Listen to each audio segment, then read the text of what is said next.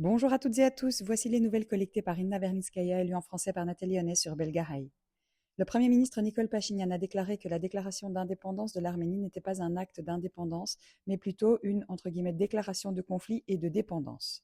Il a affirmé que la modification de celle-ci et de la Constitution est une question purement interne qui n'a pas été et ne sera pas discutée avec des forces étrangères.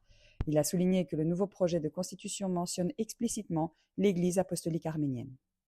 Concernant le Haut-Karabakh, Nikol Pachinian a soutenu que la région a toujours fait partie de l'Azerbaïdjan et que l'Arménie l'a de facto reconnue dans des documents officiels, bien que cette réalité ait été cachée au public. Selon lui, depuis les années 90, les dirigeants successifs ont dissimulé au peuple que le Haut-Karabakh était un territoire azerbaïdjanais. Le Premier ministre a accusé certaines forces d'opposition de préparer une nouvelle guerre. Selon lui, ces forces prônent une révision de la paix, ce qui mènerait inévitablement à un conflit armé immédiatement après les élections. Il a ajouté que ces groupes ont un intérêt financier à maintenir l'Arménie dans un statut de province et possèdent des actifs se chiffrant en milliards de dollars en Russie et en Biélorussie.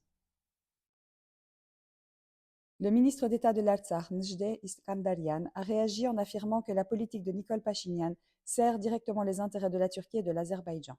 Selon lui, les autorités tentent d'effrayer la société en période préélectorale en prétendant qu'une victoire de l'opposition mènerait à la guerre, justifiant ainsi leur politique d'abandon de la question de l'Artsakh.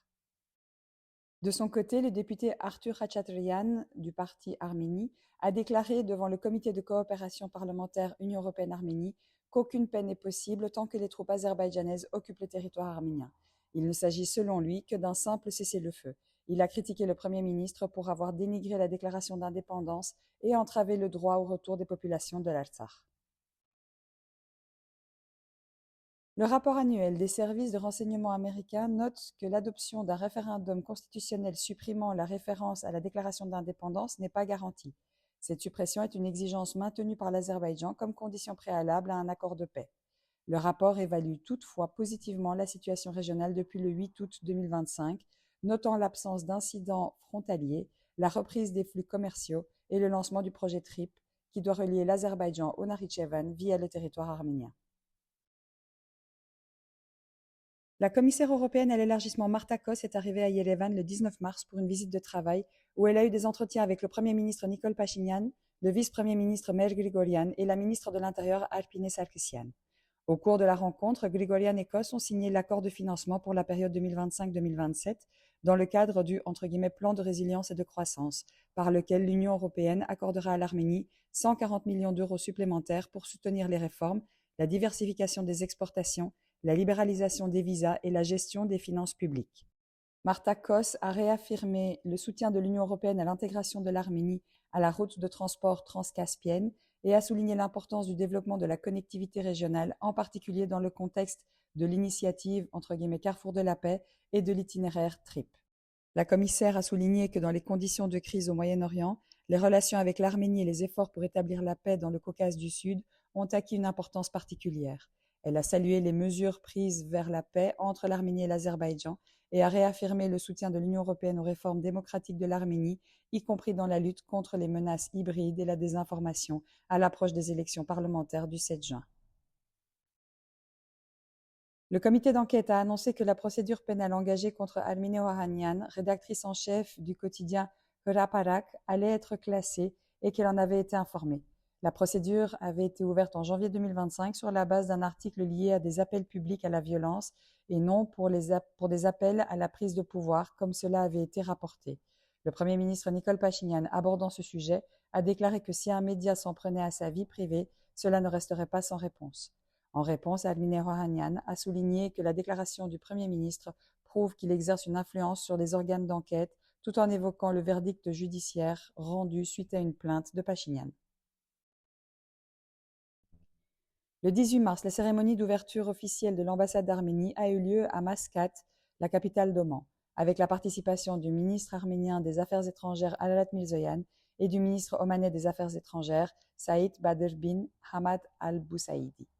En 1992, Oman était devenu le premier pays arabe à établir les relations diplomatiques avec l'Arménie.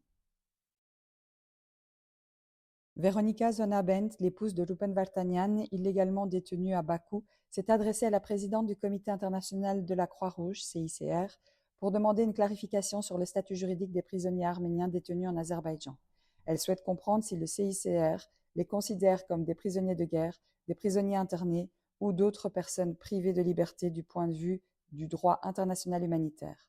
Zona-Bent a souligné que cette clarification est importante pour les familles des prisonniers, particulièrement dans un contexte où les autorités azerbaïdjanaises les qualifient publiquement de « terroristes » et alors que le CICR a cessé ses activités en Azerbaïdjan depuis septembre 2025.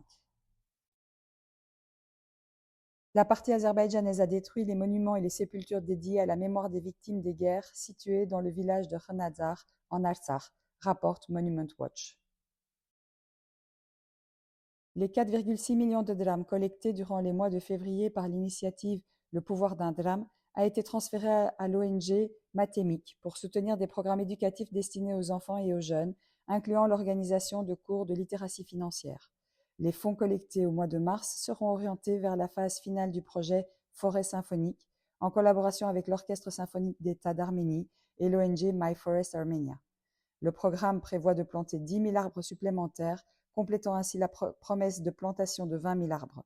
Grâce au concert et à la coopération de l'année précédente, 9 343 arbres ont déjà été plantés. C'est tout pour aujourd'hui. Restez avec nous sur Belgahai.